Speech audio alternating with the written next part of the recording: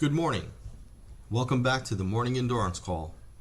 I'm Keith Erwood, and this is your free, daily 15-minute or less leadership ritual for business executives, owners, and preparedness professionals who want to build stronger businesses, think more clearly under pressure, and lead with more clarity in uncertain times. Today's topic is this: why decision-making fails under pressure. This matters because in many disruptions, the event itself is only part of the problem. The other part of the problem is what happens to decision-making once pressure rises. And that is where many organizations struggle. A crisis, outage, disruption, or high-pressure business event doesn't just test systems.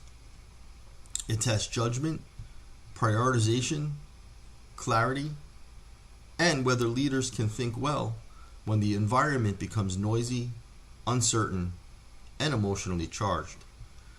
That is why decision-making will often fail under pressure more often than many people realize. Not because leaders are weak, not because teams do not care, but because pressure changes conditions.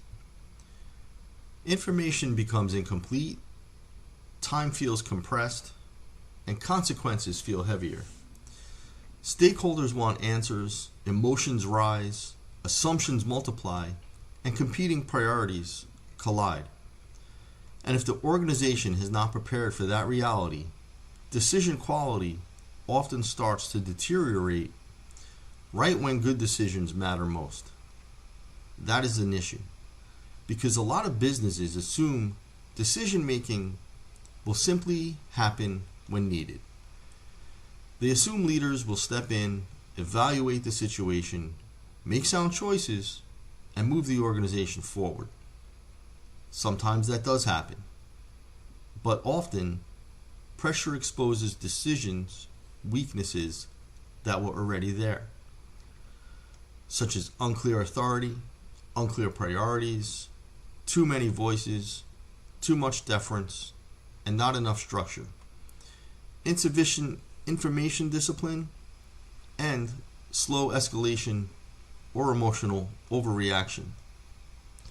That is why this topic matters so much, because in a real disruption, poor decision making can create just as much damage as the original event, sometimes more. This is one of the reasons why I'll often say, disruption tests not only what happened, but how well the organization thinks once it happens. That is a real leadership issue. Now let's make this more practical. Why does decision making fail under pressure? There are multiple reasons, but first, it's usually because clarity often collapses. Pressure creates noise. Different teams hear different things. Leaders receive fragmented updates. Facts and assumptions get mixed together, and people interpret urgency differently. The situation changes while decisions are still being discussed.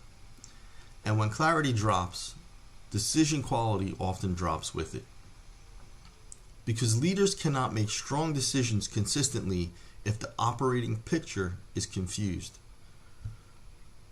The second reason is because decision making fails because priorities are not clear enough in advance. Under pressure, everything can start to feel urgent. Protect the customer, restore the system, communicate externally, contain the issue, preserve revenue, escalate leadership, support employees, manage reputation, address regulators, and calm the board.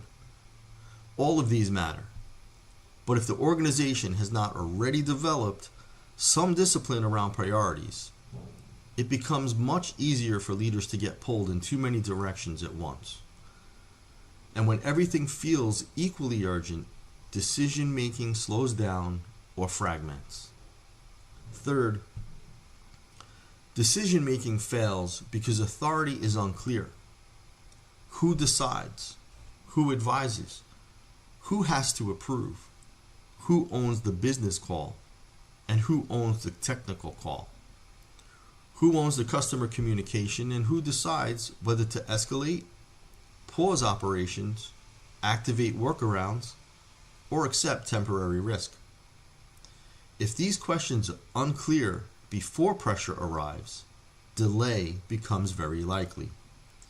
And delay under pressure is expensive.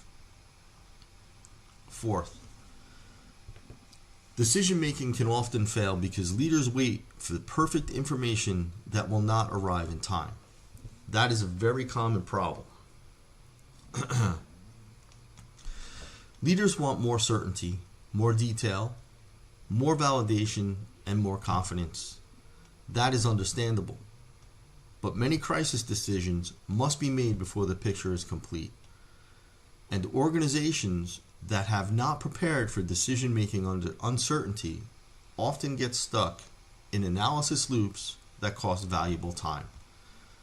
Now, this does not mean leaders should be reckless. It means they need enough structure to make responsible decisions before perfect certainty exists. That is a real leadership skill. Fifth, decision making fails because emotion begins to override discipline. Pressure changes people. Even strong leaders can become more reactive, more defensive, more hesitant, and even more controlling when the stakes feel high. Some leaders overcorrect and act too fast, while some slow down too much. Some begin protecting optics instead of outcomes, and some will narrow their thinking too quickly. Some lose the ability to hear dissenting information clearly, and some will default to familiar patterns that don't fit the situation. This is why emotional steadiness matters so much. Not because leaders should be emotionless, but because pressure can distort judgment if it is not managed well. And sixth, decision making will fail because the organization hasn't practiced it. A lot of preparedness work focuses on plans, systems, contacts, or recovery steps. And while those things matter, many organizations do not spend enough time practicing how leaders will actually make decisions together under pressure. How will information be presented? How will uncertainty be communicated? How will trade-offs be evaluated? And how will decisions be documented? And finally, how will the team avoid confusion, duplication, or indecision? These are decision process questions. And if they have never been tested, the organization may discover too late that its leaders are improvising the decision framework in the middle of the event. That is hard. Now let's emphasize something important. Decision making under pressure is not just about speed.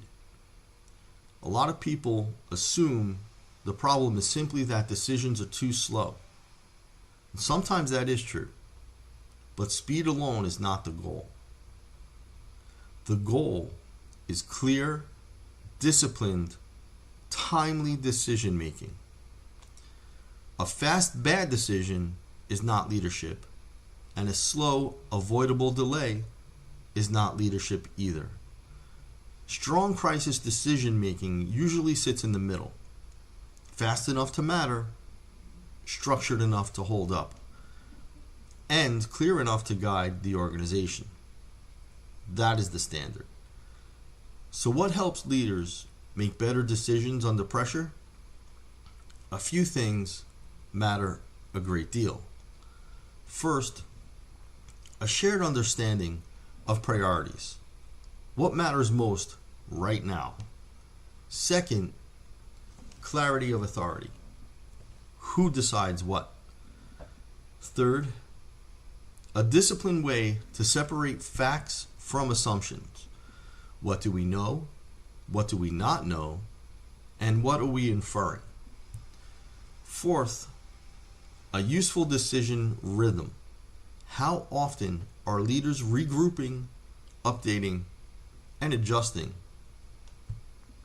Fifth, a willingness to act with incomplete information when the situation requires it, not recklessly, but responsibly. And sixth, practice, because leaders get better at pressured decisions by being exposed to pressured decision environments before the real event even arrives. That is why tabletop exercises matter so much, especially in crisis leadership. They do more than test plans. They test how leaders think, how they align, how they prioritize, and how they handle ambiguity. They also test how they communicate decisions and how they respond when trade-offs become uncomfortable. That is incredibly valuable, because one of the biggest myths in business is that smart people will automatically make strong crisis decisions together under stress. Sometimes they do, sometimes they do not. Structure helps. This also connects to one of the most important distinctions in preparedness. Having information is not the same as having decision readiness. A business may know its risks, know its critical functions, its dependencies, and recovery goals. But if leadership cannot turn that knowledge into clear decisions under pressure, the capability is incomplete. That is why decision making deserves direct attention. This also connects directly to crisis management, business continuity, and IT disaster recovery. Why?